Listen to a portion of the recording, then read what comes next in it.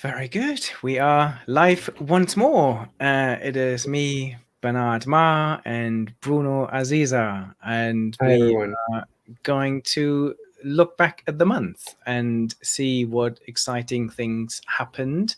Let's just put the banner on to encourage everyone who is listening to join in and let us know what you think. If you have any specific questions, today we're going to have a slightly shorter session. We'll try to keep it within about half an hour or so. But as always, let us know what you think, any questions you want us to tackle, anything that you feel has happened this month that we need to talk about in terms of data, technology, AI, and so on. What sort of month have you had, Bruno? It's been a pretty active month. Lots of work has happened throughout this month. It's kind of interesting because you feel like as you're coming into the summer, and here in the U.S. we've got July 4th that's coming, the things are going to slow down, but it's not at all what happened this month. Lots of work around data engineering, the age of insights. You did a whole series on virtual reality in multiple industries, right? In tourism and healthcare, and Yes. you talked about synthetic data. So definitely a lot to cover in a short amount of time. Do you want to talk about that? Actually, virtual reality. I'm curious about your take there. What drove your drive to write so much about it this month? Yeah, so first of all, the key drive is that I have a new book out called Extended Reality in Practice. So what I do in that book is I talk about the how augmented and virtual mixed reality are changing different industries, are changing our world. And what I try to do is to look at some of the key implications on education, for example, and the key applications and use cases in travel, for example. And travel is an industry that I find pretty fascinating, especially now during COVID, where I don't think I've ever been more desperate to go on vacation and travel somewhere. And we'll have another year of just staying in this country. We have no plans to go anywhere. But for me, in travel, virtual reality, so you just put your VR goggles on and you can explore different places. You can travel the world with really cool applications.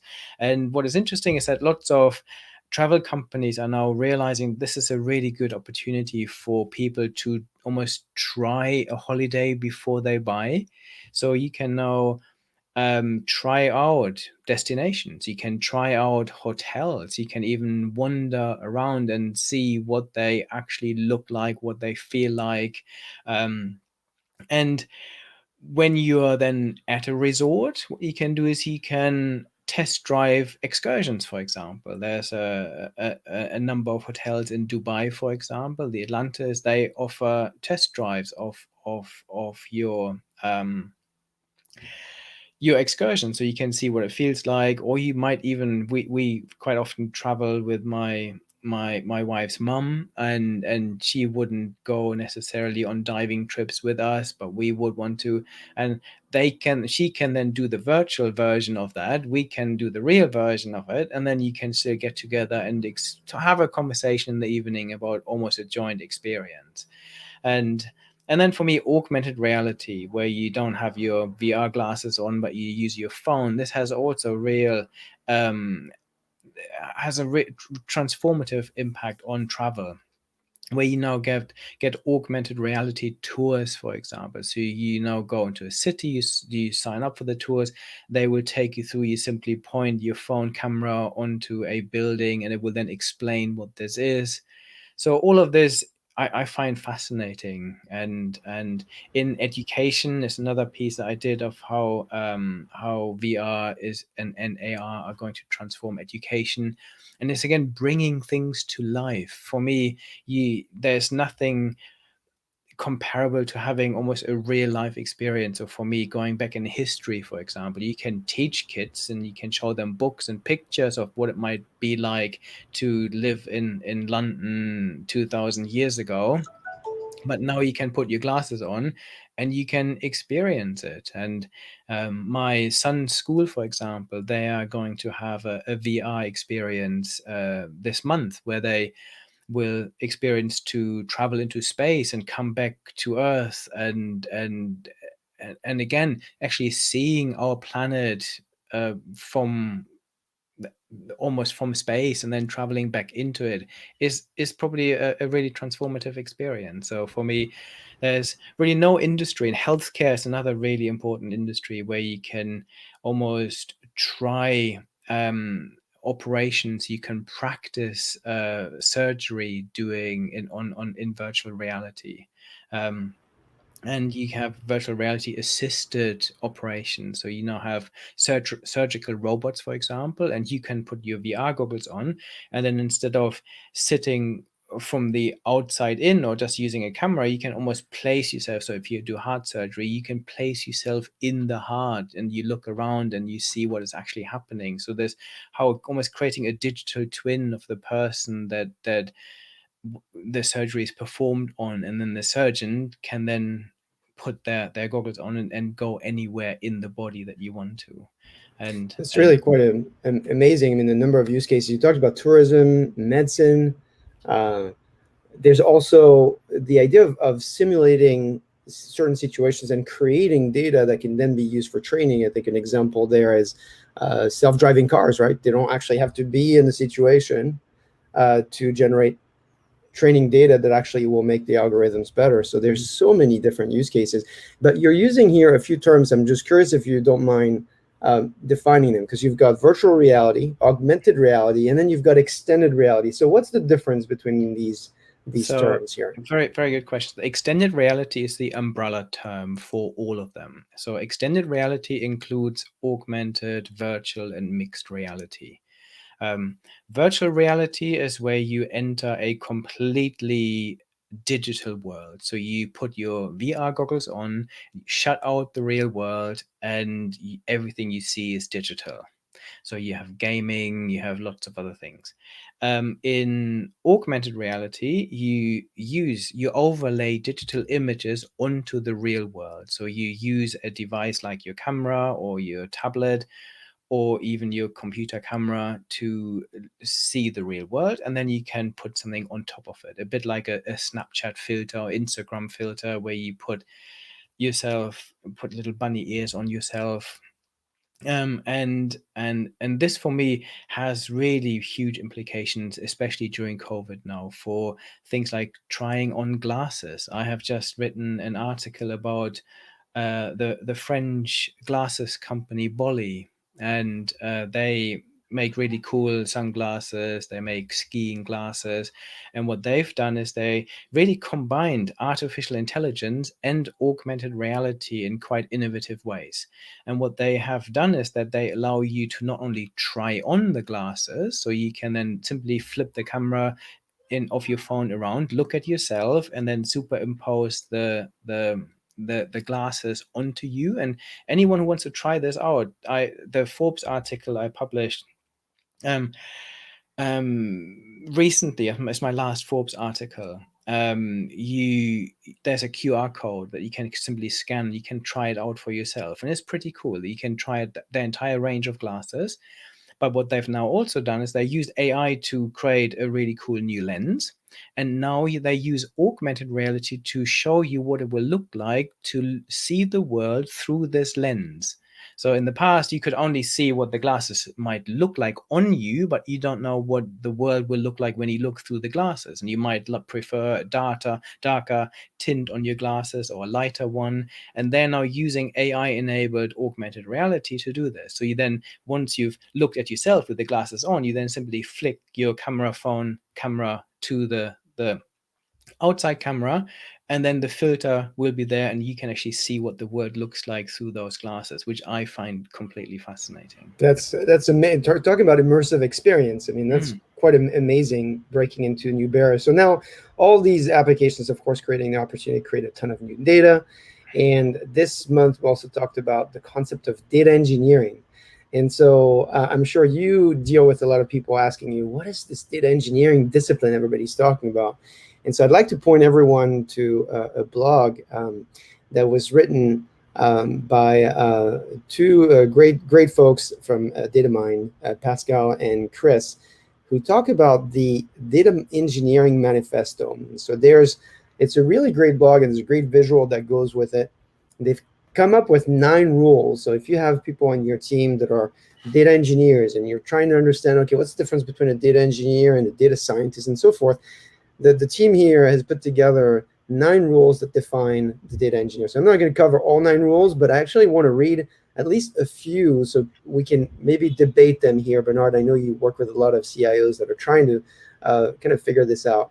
So number 1 that I like is actually rule number 2 on their list, is data is a product. Rule number 2 that I like is actually number 6 on their list, is aim for simplicity through consistency. And then the 3rd rule is data scientists are colleagues, not enemies. So this last one here is interesting, of course, because we know that the data scientist profession was the hottest profession for the longest time. And now if you look at LinkedIn data over this past year, it turns out that machine learning engineers or data engineers are actually now taking over. Everybody's hiring one.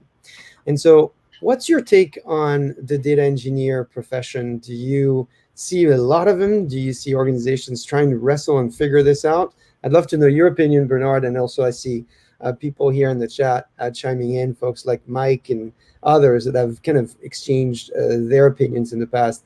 I'm curious to see, is this data engineering thing going to replace the data scientists? Is this additive? What do people think about that? Yeah, so for me, a data engineer is just part of the team and an essential part of your data capabilities in your organizations.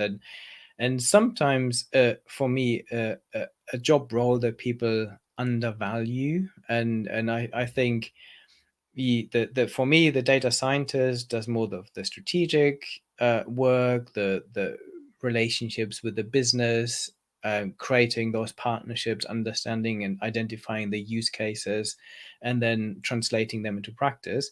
What you then need in the background is the data engineers to make sure you have the right data in the right quality, using the right application. So for me, it's a vital role as part of your overall data capabilities in your organization.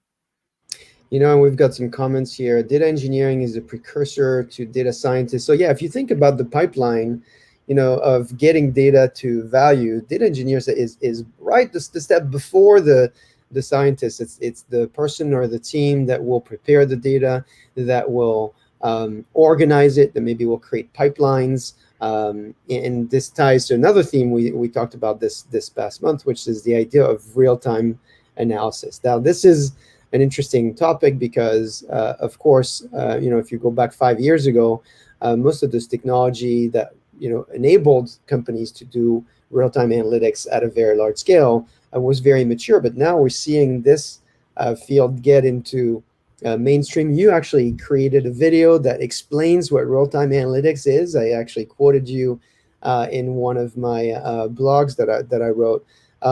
But I'm curious in terms of the types of work that people here in the community are doing. How much of real-time analytics is occupying your mindset? What types of use cases do you see? I mean, certainly, the customers that I talk to, in financial services, a great example is real-time credit card fraud and analytics. In telecommunication, it's anomaly detection. In marketing, it's serving ads in real time. And so there's a combination of kind of everything you talked about here is applications and use cases driving lots of information, and also the need now for teams to essentially be able to react to these use cases in a real-time manner. So I'm curious here, what's been your work in the real-time analytics world, and what's been your perception of where people are going with that? Yeah, so it's very good to see what other people think too. I feel that we are moving very fast towards much more real-time data, where actually the data in the moment becomes much more important. So almost replacing some of the traditional analytics where you basically created a data pipeline, you store the data somewhere, you clean the data, then you analyze it and you gain some insights. That has a place, but for so many more applications nowadays, it is really streaming analytics where you basically analyze the data as it comes in, because you haven't got time to do anything else. And you mentioned a few important use cases. So whenever I talk about real-time data, of course, security is really important. Fraud analytics. If someone swipes a credit card, you only have less than a second to determine whether this is a potentially fraudulent transaction or not. And the same for security, cyber threat, and so on. On the customer side, I think it's becoming increasingly important, especially in a world where I feel that we are moving to this hyper personalization. So what we want is when I'm looking at any website, when I browse the news, people need to understand who I am, what I'm interested in, and then customize this experience to me. And you mentioned real time ads, for example. This is becoming increasingly important. Google talks about these micro moments, for example, so that if I'm on a phone and I'm at the airport and I'm searching for travel insurance, this is their opportunity. This is identifying these micro moments, that this is now an opportunity to serve me an ad and serve me something that it makes it really easy for me to get the travel insurance I need. So all of these use cases, and of course other things like autonomously driving cars, this can only happen if we have real-time analytics, monitoring of machinery, for example, predictive maintenance. All of this requires real-time analytics. So the use cases are becoming really abundant. Abundant, yeah. So it's kind of interesting because it's starting an interesting debate here on the comments. Jacob says data in the moment is the thing. And then we've got big data on steroids. So definitely, if you think now, what we just talked about, right? Applications generating a lot of information, the role of the data engineer becoming more critical to the organization. And now this idea of having data in real time, transforming data in transit. There's a lot of trends in the technology space, such as, for instance, transformation of something we used to call ETL, right? You extract the data, you transform it, and you load it.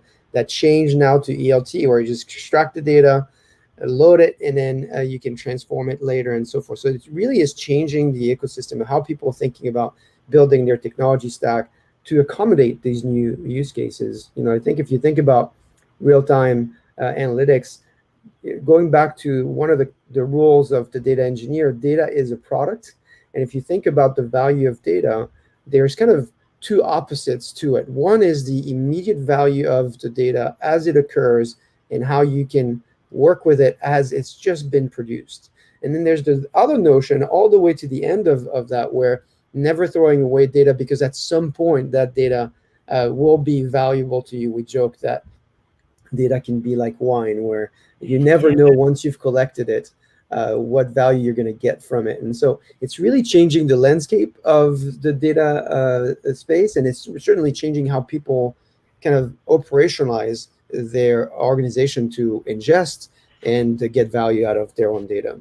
Yeah, and for me, it has real implications about how you look at data and how you potentially store data too. So because Yeah.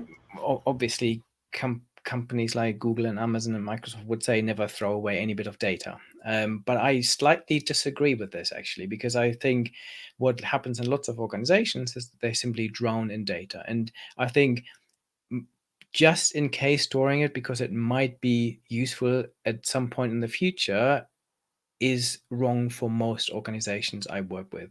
And actually focusing on the really key bits of information that are driving your key use cases and they deliver some real strategic value is much better. And there might be some organizations on the planet that can store everything they can, but most are not in that position. And storing information is not necessarily cheap. So we need to really consider this. And what I see increasingly with some of the real-time analytics is that organizations disregard data that they would previously have stored somewhere, or they keep it for a very short amount of time. So if you think about your Ring alarm, for example, that in the past most of this data was recorded 24 hours a day, put somewhere in the cloud. Nowadays it's only storing the information where when something is happening, so you actually know this is worth recording. So optimizing the data storage, optimizing the flow of data across networks, I think is really important too. So this might be one of the few times where we disagree then, because my take on this, just my observation is, I think one, you're right, which is storing data for no purpose in in eternity might not be the way to do it. But there is a risk in limiting yourself by not storing information because you don't think that it has any value in the moment. And so kind of the idea here is, if you look at the opportunity that we have with data, one problem number one is very little of the data that we produce actually makes it to the analysis. And then very little of the data that's analyzed actually makes it to value for organizations. And so it's certainly true that if you haven't fixed the pipeline that gets you to value, storing more information is not going to solve that problem because your problem is somewhere else.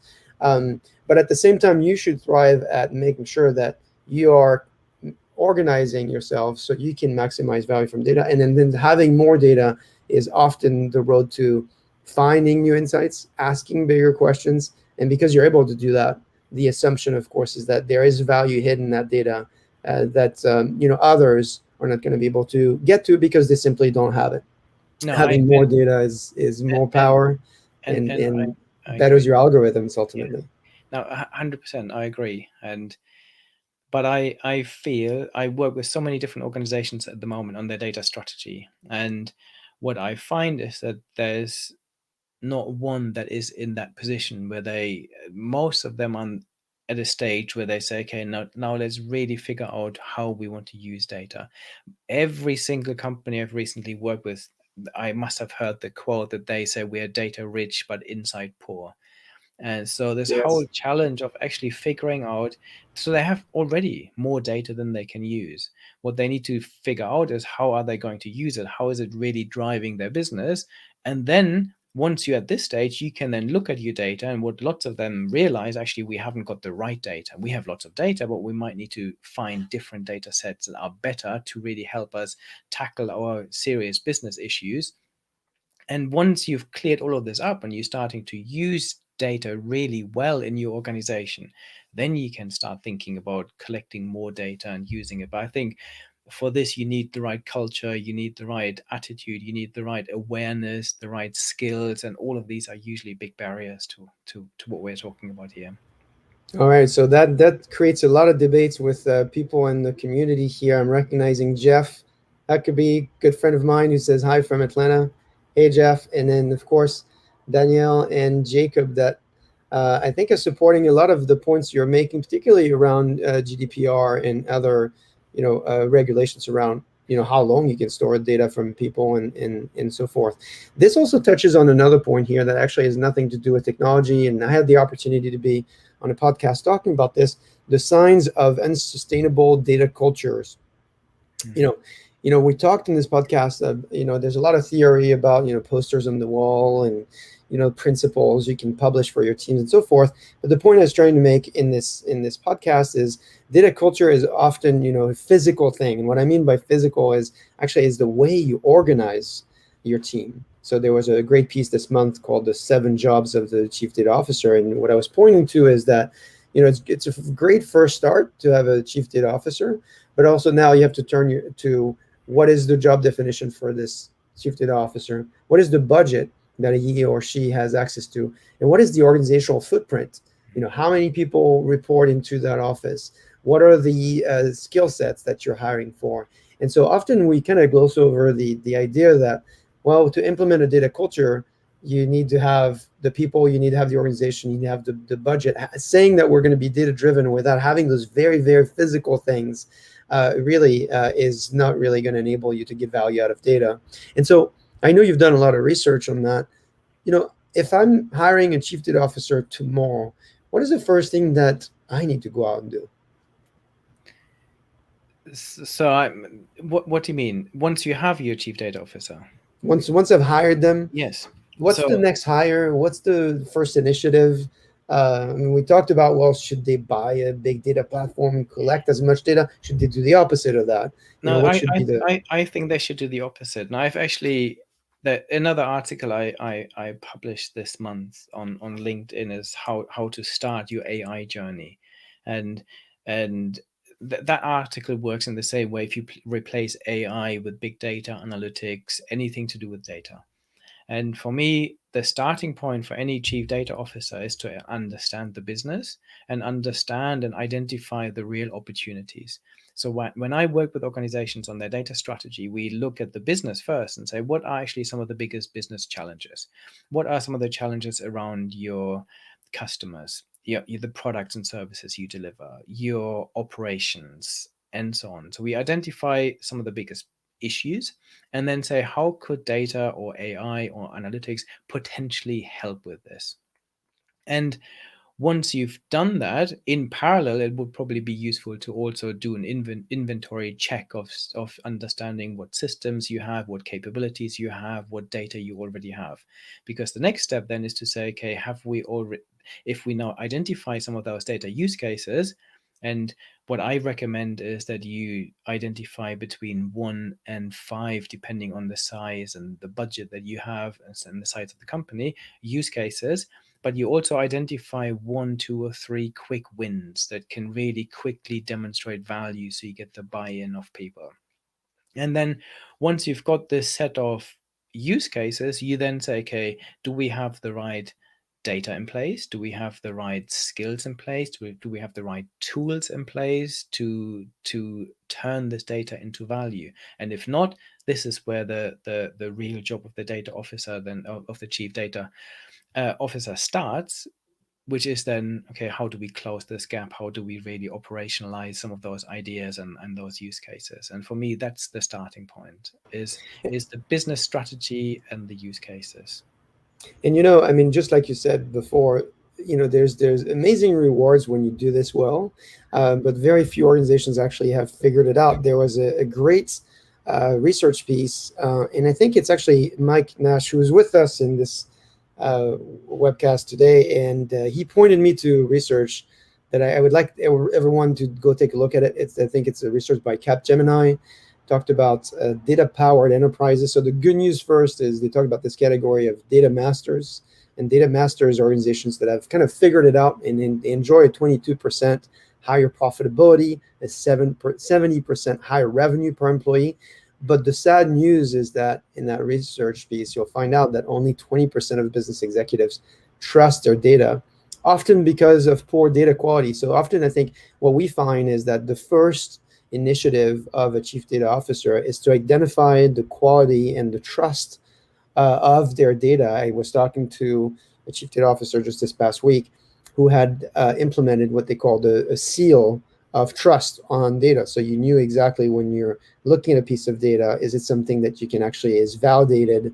This chief data officer had a background in Six Sigma, and so he had a set, I think he had 3 principles that the data had to go through before it could be approved for usage across the organization. And so certainly that's what we see, is that it might not be glamorous at first, but when you come in as a chief data officer, hire the team and then focus on data quality, because that is really kind of the platform or the infrastructure that you stand on, or the foundation, I should say, if you're looking at a house analogy.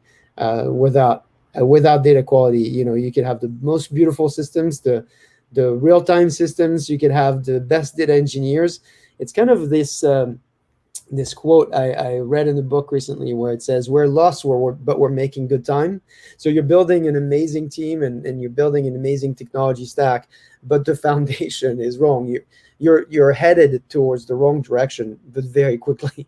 And so poor data quality, I think, seems to be one of the issues that these chief data officers are dealing with the most, and that they need to go out and solve. So how much longer have you got? Because I think it's I already think we have half past. 45 seconds. I can't believe that we've been It's, talking for 30 it's minutes. crazy. Have you read anything interesting this month? This month, yeah, I've read a ton of, well, I've taken a look at a ton of new books. There's a book here. I don't think I have it. Well, actually, I do have it here. Let me actually pull it up here. It has very little to do um, with data and analytics, but it was a fun book to read. It's a book called "Competing Against Luck" by Clayton Christensen, and he talks about this theory of the job. Basically, when you think about satisfying the needs of your customers, are you solving for the job that they've hired you for? And often in the technology space, we think about the attributes of the customer. You know, is this customer a large organization? Are they based in this geography? And we don't think about what it is that is special about the circumstance that they're dealing with that needs to be resolved. Also in technology, we think about how a product behaves, what the product does.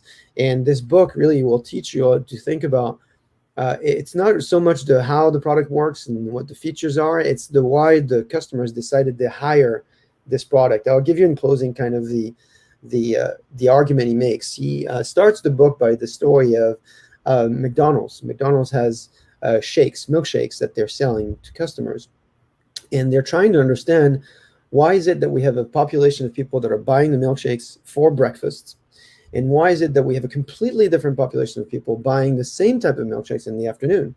And so the way the research team just kind of figured it out, they stood outside of the McDonald's and they started interviewing people coming into the McDonald's and asked them, what is the job that you're hiring this product for? The people in the morning were hiring the shake to have a breakfast that would last longer during their commute. So they had a boring commute and they would need that to last them as a substitute for their breakfast. They had tried bagels and bananas and things that were not really easy to consume while you're driving. Here in the US, people, do a lot of driving and eating at the same time. So eating a bagel with one hand or a donut with one hand while you're driving is hard. And then the people in the afternoon were actually buying it because they were going out with their kids and they needed something to entertain their kids. So what McDonald's ended up doing is, well, the product in the afternoon, even though it's the same product, maybe needs to be coupled with a toy because you're buying this for a child, whereas the drink in the morning maybe needs to be thicker so it can last longer. There were no requirements about it being healthy or any of the things that you would think if your first thought as a product manager was, I'm going to make that drink better by making it healthier or maybe tastier and so forth. Those really kind of missed the whole point of why people were buying the product and what they were hiring the product for. It's a great book, it's well written, lots of case studies in it, very entertaining. Very good. I will keep the books that I've read this month for next month because I've got exciting books, but we won't be able to cover them in and do them any justice. So this is us today, short and sweet. We need to go off and do something else, but we will come back next month and we will do the full hour hopefully and talk about everything that happened. We've got Wimbledon coming up next year, next month as well, soon. So there's lots of stuff to talk about in terms of how they're using data. So join us back in a month's time. Until then, let us know what you think or check out our website, YouTube channels, and so on. Thank you very much. Bye-bye. Bye-bye.